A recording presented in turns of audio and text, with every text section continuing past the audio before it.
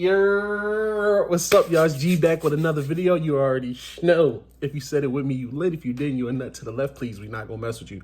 We not gonna associate ourselves with you. We not gonna tolerate you because you didn't say it with us. And from the title of this video, a lot of y'all not gonna like this, but I gotta be the voice for the younger boxing crowd. I gotta be the voice of how we think. You feel me? The traditional thought of boxing fans is that older generations and a lot of people that just enjoy and love boxing think that Jake Paul isn't I won't say that the majority of them won't think that he isn't a boxer. They think he's a YouTuber, so that's the majority. But I know that a lot of people know that he can box, right? But what is it that makes people think that he ain't a boxer? Because what we just now seen was that Canelo ducked Jake Paul. And we're talking about Nello, bro. And he's one of my top 3 fighters right now. Right here, right now. I'm a Canelo fan, but I still got to be honest. He ducked a Rooney. Quack, quack, ducko, Rooney, Jake Paul. Now, a lot of y'all might say, well, he used the Jake Paul contract as leverage from Mr. Alashik, and then, that was how he got his 4 contract deal to get more fights and make more money. True, but even with that being said, that plan, he still ducked Jake Paul. He signed the contract. If you a man and you sign the contract, don't you typically go through with it? Typically. Now, it was another play behind it, but even though it doesn't negate the fact that you ducked Jake Paul, regardless of the reasons. The reason of the duck this time wasn't because you were scared, it was because of the money. And the fight still ain't going to be bigger than the Jake Paul fight. That would be on Netflix. And you going to Saudi, and you're not going to be in Mexico for Cinco de Mayo? That's a little weird. But, shit, money rules all. So if you're going to get that bag, go get it all. That's just what I say. But the fact of the matter is, I equate this to, let's say we playing basketball, and let's say I've never lost to you ever in basketball, right? I don't know your capabilities, you don't know my capabilities, right? And then let's say I'm genuinely going 15% in a 1v1 against you, and then you win.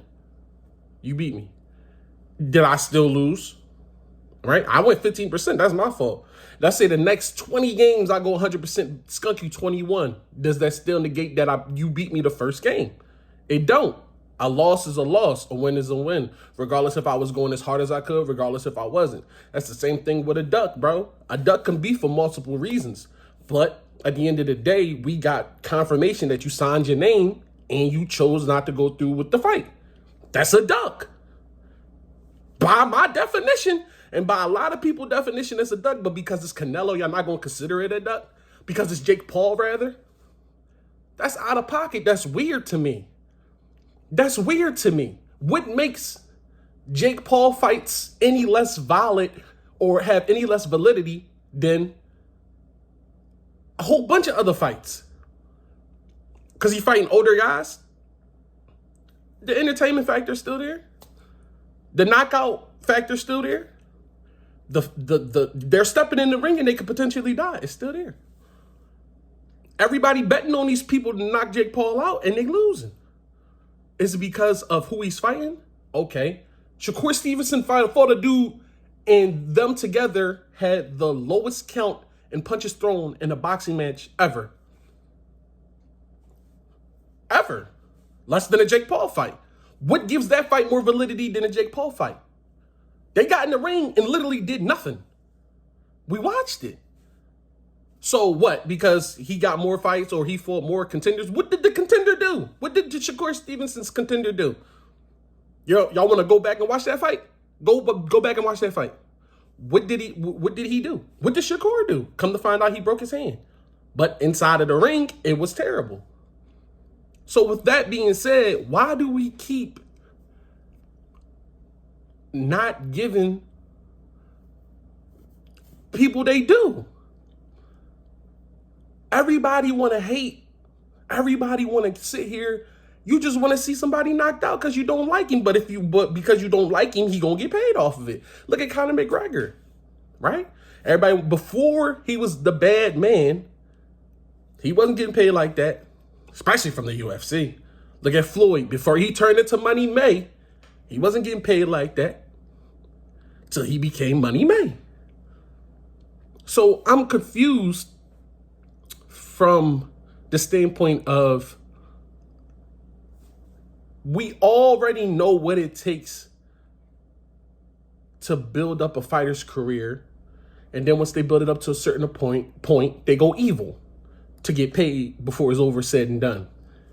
Jake Paul is starting off this way in terms of he don't give a damn. He don't give a rat's ass.